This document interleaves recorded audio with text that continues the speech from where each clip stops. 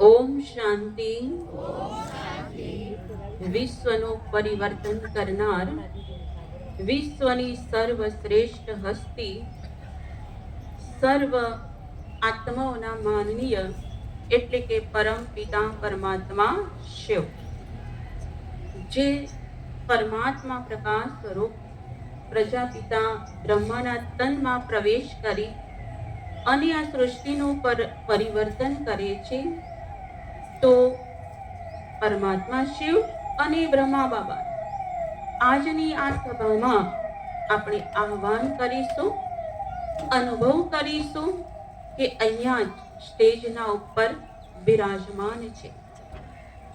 સાથે સાથે આપણું માન આપીને પધારેલા ઓજસ સાહેબ, જિલ્લા શિક્ષણ અધિકારી, સાથે ડોક્ટર નથવાણી સાહેબ, આપણા બ્રહ્માકુમારી સેન્ટરમાં મુખ્ય રાજ યોગિની બ્રહ્માકુમારી અરુણા દીદી, અને આમંત્રણને માન આપીને સર્વ પધારેલા પરમાત્માના પસંદ કરેલ અમૂલ્ય રતન તેવા મહેમાનો, સાથે પરમાત્માનું જ્ઞાન પ્રાપ્ત કરી પરમાત્માના સંતાન બની પરમાત્માના શ્રેષ્ઠ કાર્યની અંદર પરમાત્માની સેવામાં સદા મદદગાર તે પરમાત્માના પ્યારા મીઠા સંતાનો, સાથે આજનો દિવસ એટલે આખા વર્ષ દરમિયાન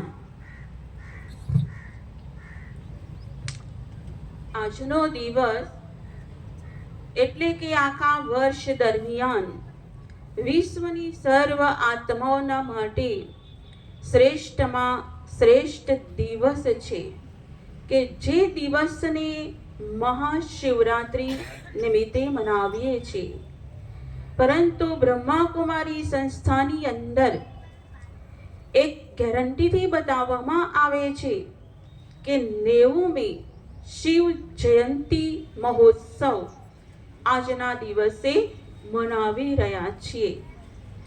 તો એ ગણતરીની સાથે કહેવામાં આવે છે કે પરમાત્મા શિવની શિવ જયંતી છે, જ્યારે એક તરફ કહેવામાં આવે છે કે શિવની રાત્રિ છે. એક તરફ હર એક મનુષ્ય આત્મા પરમાત્માની મહિમા કરે છે, ગાન કરે છે, દિલના અનેક એવી ભાવનાઓ પ્રગટ કરે છે કે પરમાત્મા જે નિરંજન નિરાકાર પ્રકાશ સ્વરૂપ છે, જન્મ મરણના ચક્રથી ન્યારા છે. કહીએ છે કે ઊંચા તેરા ધામ, ઊંચા તેરા નામ, ઊંચા તેરા કામ. તેઓ દુઃખ હરતા અને સુખ કરતા છે. મંદિરમાં જઈને પણ પુકાર કરીએ છીએ કે ત્વમેવ માતા પિતાસ્ત્વમેવ ત્વમેવ બંધુજ સખાસ્ત્વમેવ. પરમાત્મા માટે કહીએ છીએ કે ભગવાનને ઓળખનાર કોટોમાં કોઈમાં કોઈ એવો એક વિરલો છે કે ભગવાનને જે છે, જેવા છે એ સ્વરૂપમાં ઓળખી અને તે પરમાત્માને માને છે. તો આ જ રીતે ઘણું બધું વર્ણન શાસ્ત્રોની અંદર પણ પરમાત્મા માટે બતાવ્યું છે. પરંતુ વર્તમાનની સમય આપણે સૃષ્ટિની તરફ એક નજર કરીશું તો ખરેખર શું શું દેખાય છે કે એક તરફ કહીએ છીએ પરમાત્મા એક છે, ભગવાન ઉપર રહે છે, નિરંજન નિરાકાર પ્રકાશ સ્વરૂપ છે. તો જ્યારે આપણે મુખથી તો વર્ણન કરીએ છીએ, જાણીએ છીએ, છતાં પણ જે કહેવામાં આવે છે કે પરમાત્માને ઓળખો, પરમાત્મા જે છે, જેવા છે તેનો જીવનમાં અનુભવ કરો, ત્યારે મનુષ્ય આત્મા પાસેથી જવાબ તે મળતો હોય છે કે પરમાત્મા માટે સમય નથી,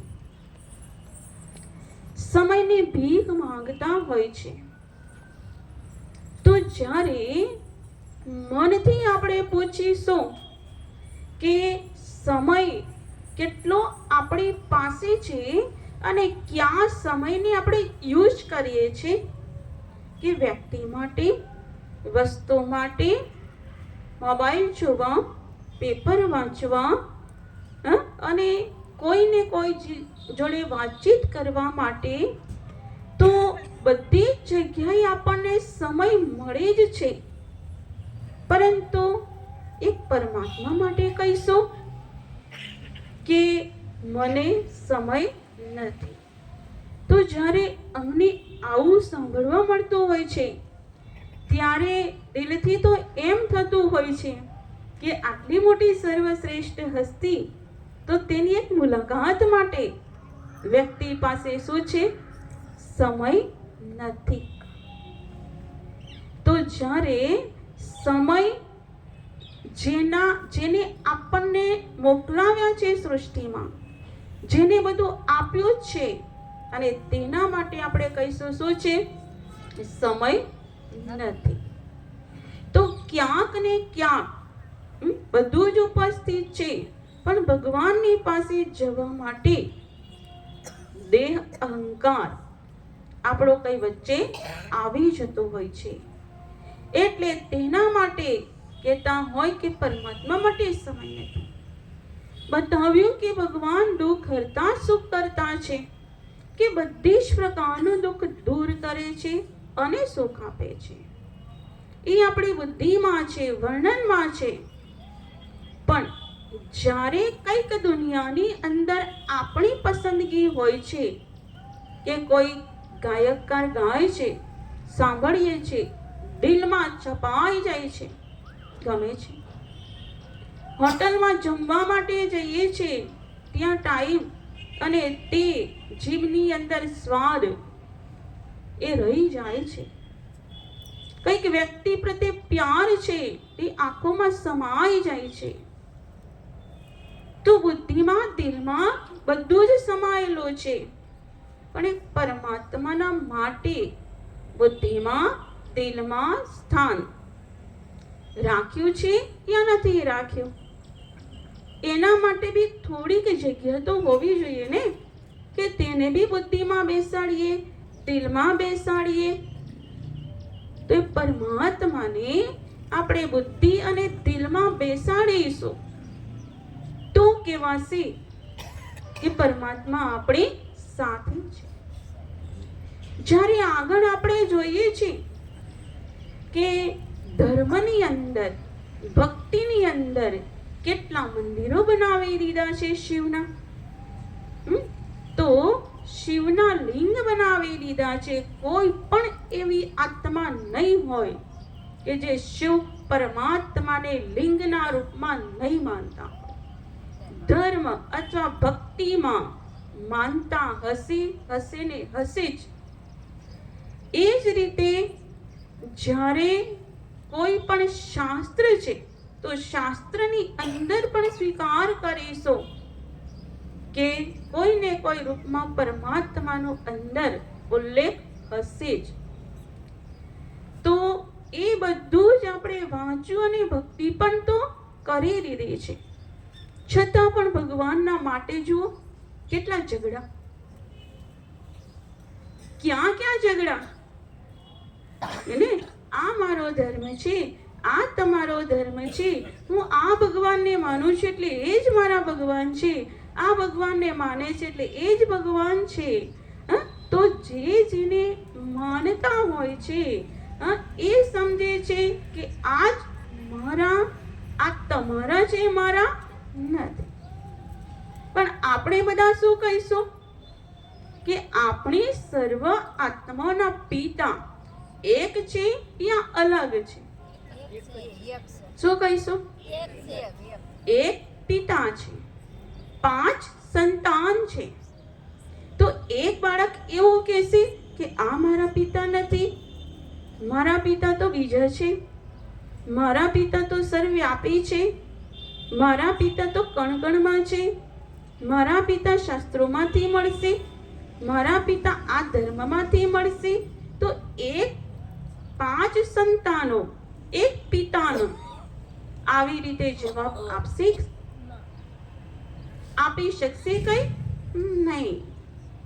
તો આપણે બધા એક જ પિતાની સંતાન, છતાં પણ પોતાની બુદ્ધિની અંદર મનનો ભાવ એક પરમ પિતા પરમાત્મા શિવ, જે નિરંજન નિરાકાર, તે પોતે જ બતાવે છે કે જ્યારે આ સૃષ્ટિના ઉપર ધર્મની ગ્લાનિ થાય છે, ત્યારે આ સૃષ્ટિનું મહાન પરિવર્તન કરવા માટે હું આ સૃષ્ટિના ઉપર દિવ્ય અવતરણ કરું છું, બ્રહ્માના તનનો આધાર લઉં છું અને હર એક મનુષ્ય આત્માઓને માનવમાંથી દેવતા બનાવું છું.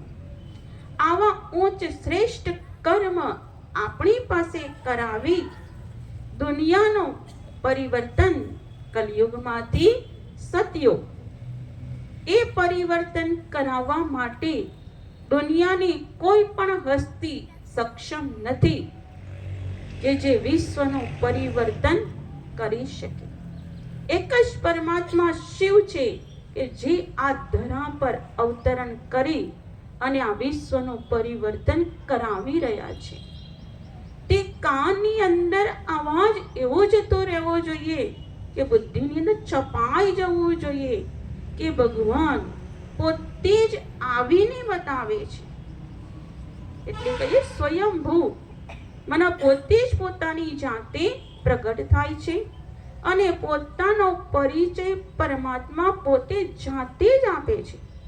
કોઈની પાસે તે મળતો નથી. તો જ્યારે તે આવીને પરિવર્તન આપે છે તો એનો સમય પણ પરમાત્માએ બતાવેલો છે કે આ કળિયુગનો જ્યારે અંત છે, કલયુગ અંત પોતાના ચરણ સીમા સુધી પહોંચી જશે, રાવ રાવ નર્ક બની જશે, અતિ દુઃખ વધી જશે, ત્યારે હરેક આત્માઓની પુકાર છે.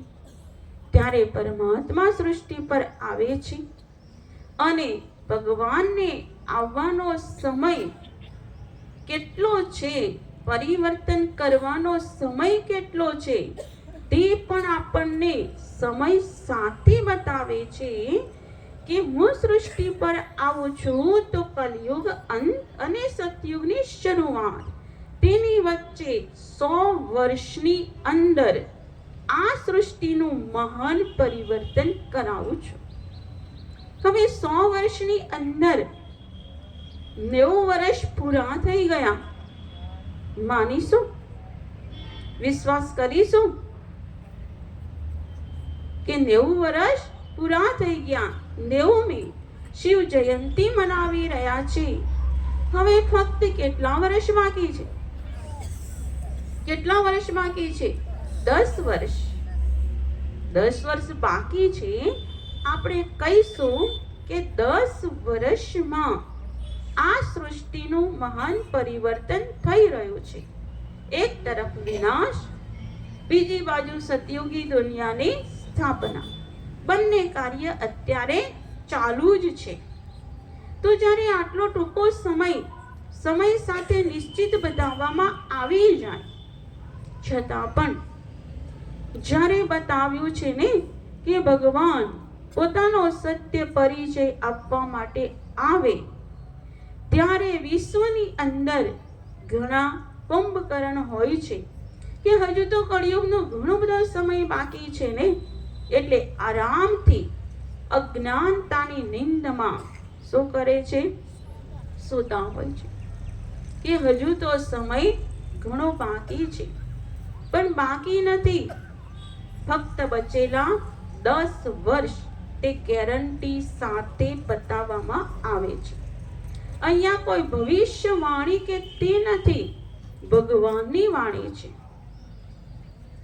તો એ ભગવાનની વાણીમાં જરાક પણ કોઈ ઉપર નીચે થતું હોતું નથી. તો એ વાણીના ઉપર પોતાને નિશ્ચય હશે તો શું કરીશું? વિશ્વાસ હશે તો શું કરીશું? જેને નિશ્ચય હશે, વિશ્વાસ હશે તો શું કરશે? કે ખરેખર પરમાત્મા જેને કહીએ છે શાંતિના સાગર છે, પ્રેમના સાગર છે, આનંદના સાગર છે, સુખના સાગર છે, પવિત્રતાના સાગર છે. કહીએ છે સાગરને શાહી બનાવો, જંગલને કલમ બનાવો, પૃથ્વીને કાગજ બનાવો, છતાં પણ ભાગ્ય વિધાતા પણ ભગવાનની મહિમા તે લખી શકતા નથી. એટલી અપરમ અપાર પરમાત્મા શિવની મહિમા છે. તો જ્યારે બુદ્ધિમાં આ જ શબ્દ આપણને એક ટચ થઈ જાય, બેસી જાય, તો મન અને દિલ જે એની પાસે શાંતિ, સુખ, પ્રેમ, આનંદ છે એ અલૌકિક છે. એ દુનિયામાં કોઈ પાસેથી ક્યાંય નહીં મળી શકે, એ પરમાત્મા પાસેથી જ મળી શકે. તો જે સાચો પ્યાર છે, સ્નેહ છે, એ ક્યાંય શોધવા જવાની જરૂરત નથી. એ પરમાત્માની પાસેથી જ મળે છે.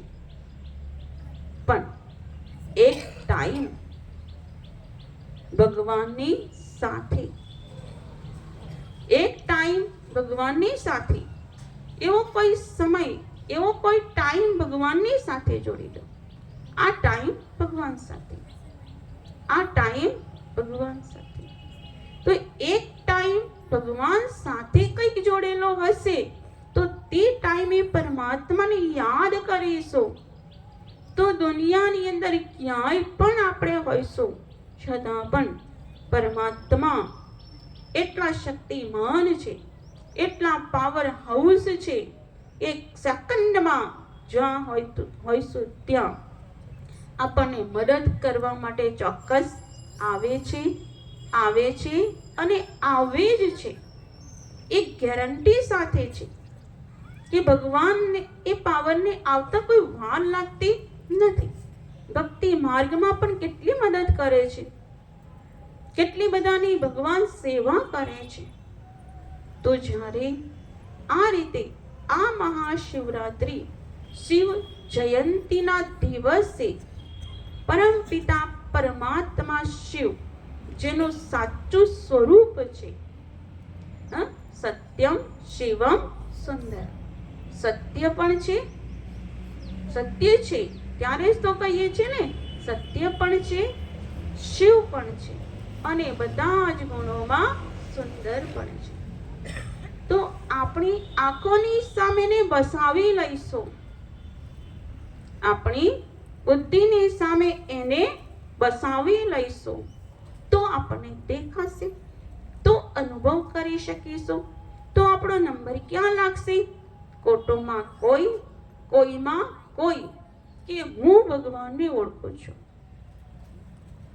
કોણ ઓળખે છે ભગવાનને? કે હું સાચી રીતે ભગવાનને ઓળખું છું. ત્યાંથી બધું જે જોઈએ તે મળે છે. તો જ્યારે આપણને ખ્યાલ આવી ગયો છે બધું જ ત્યાંથી મળે છે, તો આપણે બધાને ક્યાં લઈ જઈશું? બધું જ ડીમાર્ટમાંથી મળે છે, તો બધાને ક્યાં લઈ જઈશું?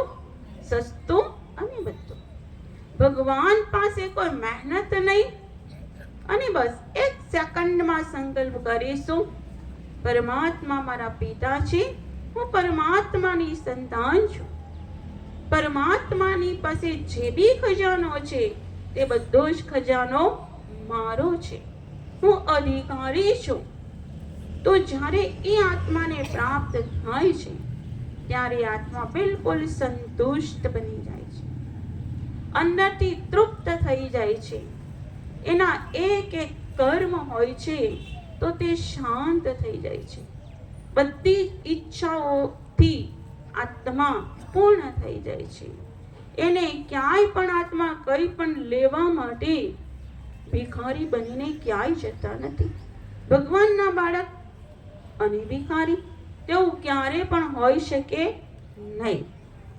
તો આજથી આપણે તે સંકલ્પ કરવાનો છે, મહાશિવરાત્રિના દિવસે, શિવ જયંતીના દિવસે, કે હું કોઈ સાધારણ આત્મા નથી, પરંતુ વિશ્વની સર્વશ્રેષ્ઠ હસ્તી પરમ પિતા પરમાત્માની સંતાન હું આત્મા છું. દેહ વિનાશી છે, આત્મા અજર અમર અવિનાશી છે. તો શું ભગવાનના સંતાન બનીશું યા નહીં બનીશું? કોણ બનશે? હાથ ઊંચો કરો તો. બનીશું ને? હા. તો આજથી પરમાત્માના સંતાન બનીશું. તો જે ભગવાનના સંતાન બનવા માટે હજુ મનની અંદર વિશ્વાસને બેસાડવા માટે જાણીએ છીએ ખરા, ઓળખીએ છીએ ખરા, અંદર સમજીએ છીએ પણ ખરા, પણ એક શબ્દ પાક્કો કરવાનો છે, બસ એને માનવાનો છે.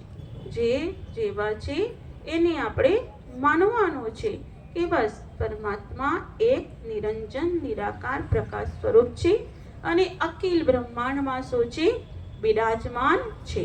તો બધી જ ધર્મ અને ભક્તિ અને જે બી આત્માઓ તેના પિતા પરમાત્મા શિવ બ્રહ્મલોકમાં છે, નીચે આવી અને હવે આપણને માનવમાંથી દેવતા બનાવે છે. તો દેવતા બનવા માટે ભગવાન દિવ્ય ગુણોનો ખજાનો આપે છે. એ કિંમતી સામાન છે, એ આપણો સાચો કર્યાવર છે. જે બી કહીશું તે ગુણો અને દિવ્યતાથી આપણને ભરપૂર કરે છે. તો એ જ દિવ્યતા આપણી અંદર આવશે તો વિકારો જે છે કામ, ક્રોધ, લોભ, મોહ, અહંકાર, ઈર્ષા, નફરત, મારું, તારું, તો તે અંદર થોડુંક પણ આવી જાય છે. આત્માની શક્તિ ઘટી ગઈ છે એટલે થોડુંક કંઈક બોલે છે, કંઈક થઈ જાય છે, છતાં પણ તેની અવસ્થા વ્યવસ્થા નીચે આવી જાય છે. તો જ્યારે આ પાવર આપણી પાસે હશે, તો જે આપણી દિવ્યતાનો પાવર હશે, તો કોઈ પણ નેગેટિવ ઉર્જા, વિકાર તે આપણી પાસે આવવાની કોઈ તાકાત નથી. તો દિવ્યતાને ધારણ કરવા માટે 17 તારીખથી આપણે રાજયોગ શિબિરનું પણ આયોજન કર્યું છે. તો તેમાં જે ભાઈ બહેનોને રાજયોગ શિબિર કરી છે અથવા નથી કરી, બધા જ ફરીથી સવારે 7 થી 8, સાંજે 4 થી 5, રાત્રિના 8 થી 9. તો આ સમય દરમિયાન કોઈ પણ એક ટાઈમ લઈ અને રાજયોગ શિબિરનો અભ્યાસ કરી અને ફરીથી ભગવાનના શરણમાં આવી જાઓ. ભગવાનનું શરણ સર્વશ્રેષ્ઠ શરણ છે. એટલે ભગવાને ગીતામાં પણ બતાવ્યું છે ને, સર્વ ધર્માણી પરિત્યજ્ય મામેકમ શરણં વ્રજ, કે હે અર્જુન, તું તારા દેહ અને દેહના બધા જ ધર્મ છોડીને મારા શરણમાં આવજે. એટલે જ્યાં સુધી આ બધું છૂટશે નહીં ત્યાં સુધી ભગવાનના શરણમાં આવીશું. બાળક બનવામાં હાથ ઊંચો કરી દીધો, પણ એની ગોદમાં બેસવામાં છોડીશું તો ગોદમાં બેસીશું.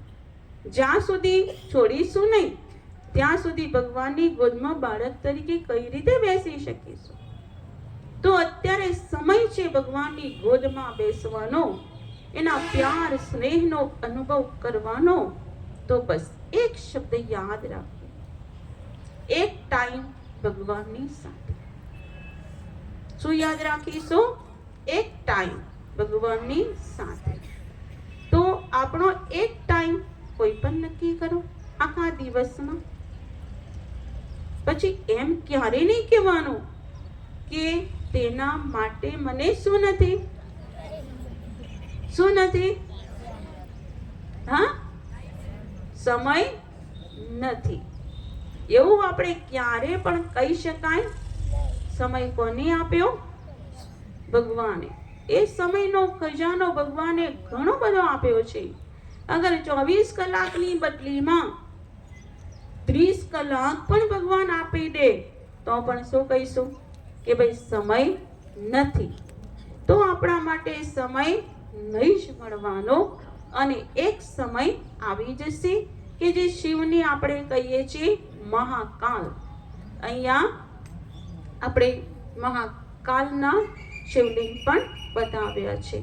તો મહાકાલને કહીએ છીએ કે જ્યારે મહાકાલ સૃષ્ટિ પર આવે છે તો એ એક બે આત્માઓને લઈ જતા નથી. કાલોનો કાલ મહાકાલ આ સૃષ્ટિ પર આવે છે ત્યારે બધી જ આત્માઓને બ્રહ્મલોકમાં લઈ જાય છે. તો જ્યારે વિનાશનો સમય આપણી નજીક છે, જોઈ રહ્યા છે, બોમ્બ્સ બની ગયા છે, ધરતીકંપ થઈ રહ્યો છે, કુદરતી વાતાવરણ પ્રકૃતિ બદલાઈ ગઈ છે અને આ મહાવિનાશના જ્યારે નજારા જોઈશું ત્યારે કહીશું કે હે પ્રભુ તેરી લીલા અપરમ અપાર. તું આવીને જતો રહ્યો તો પણ અમને ખબર નહીં પડી. પણ એવું આપણે તો નહીં જ કહીશું કે આવીને જતા રહ્યા ખબર નહીં પડી. ખબર જ છે. તો જ્યારે ખબર છે ત્યારે ગોદમાં બેસીશ, ત્યારે ના પ્યાર સ્નેહનો અનુભવ કરીશું. પછી જતા રહેશી, પછી કહીશું કે ભગવાન આવીને જતા રહ્યા, પરંતુ તેના શરણનો જે અનુભવ કરવો જોઈએ તે અનુભવ નહીં કરે તો રહી જઈશું. એટલે આપણી પોતાની જ આત્માને શાંતિ અને સુખ આપવા માટે, ભગવાન પિતાનો પ્યાર લેવા માટે ચોક્કસ આપ બધાની પ્રતિ આશા છે કે આપ શિબિર કરશો જ અને ભગવાન માટે ટાઈમ લઈશું જ. એવી આ શિવ જયંતીના દિવસે આપ સર્વના પ્રતિ શુભ આશા છે. ઓમ શાંતિ, ઓમ શાંતિ, ઓમ શાંતિ.